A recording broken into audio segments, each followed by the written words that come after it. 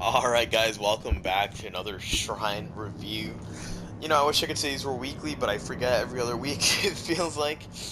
Anyways, this is gonna be a pretty just average, probably below average week when it comes to the Shrine, so let's get straight into it. First up we have Buckle Up. This is a perk from Ash Williams, and essentially what this does is it allows you to see about how recovered survivors are by the intensity of their aura up to 48 meters away. Now, when you heal a survivor from being down to being injured, both you and the healed survivor will see the killer's aura for a little bit, which is really nice. This is a bad perk. I'm just gonna say that straight up. Uh, I don't actually remember ever seeing somebody run this perk, if I'm honest, so I don't even know how the aura changes color. I don't recommend this at all, and I'm definitely not going to be getting this one. For our next Survivor perk, we have Sprint Burst. This is teachable from Meg Thomas, and this is a great perk in my opinion. One of, if not the strongest exhaustion perk, depending on who you ask. Essentially what this does is it makes it so that whenever you start to sprint, you sprint at 150% of your total movement speed, and survivors normally run at 100% movement speed, so that should let you know about how fast they go for a maximum of 3 seconds. After this, you'll be exhausted for 60 seconds, or all the way up to 40 seconds, and you can't activate Sprint Burst until your exhaustion goes all the way down. This is a very, very strong perk for many reasons, and the one that really hurts me the most in my games as killer is just the fact that survivors are able to position literally anywhere they want and they can be completely safe simply because of using sprint burst in a smart way. Now there's a lot of survivors out there who like to hide and just wait until they get found to use their sprint burst. That's not how I personally like using it. It's not how I see people get very good effects out of it. I think this is definitely a perk that you need to practice with a lot if you want to get good at it, but it is absolutely one of the most frustrating perks as a killer to run into.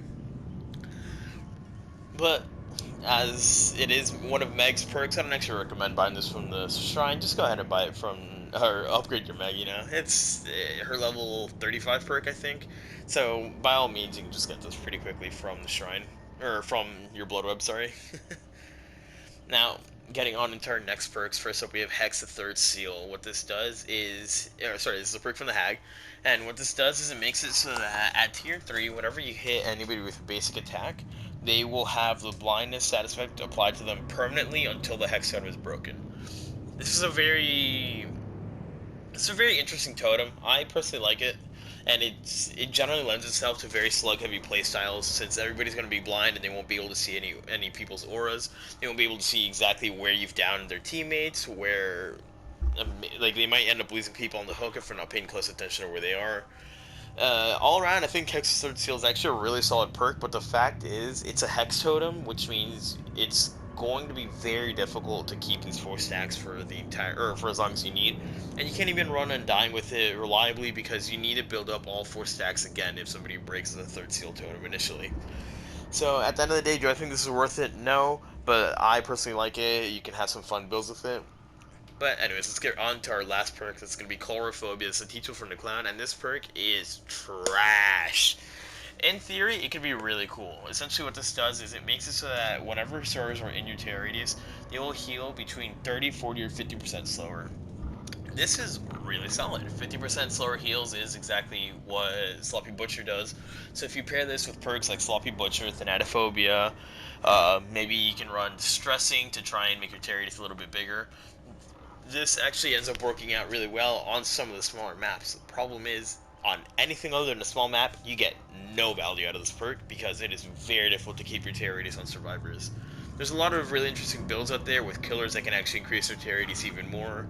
Michael in tier 3, for example, Doctor for you run certain add-ons.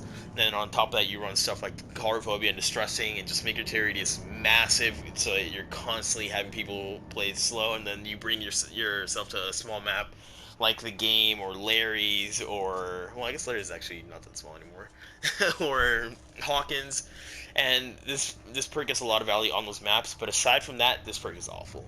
I would not bother getting this at all. And yeah, anyways, guys, I'll see you in the next week if I remember. Probably not, but who knows, right? See you guys later.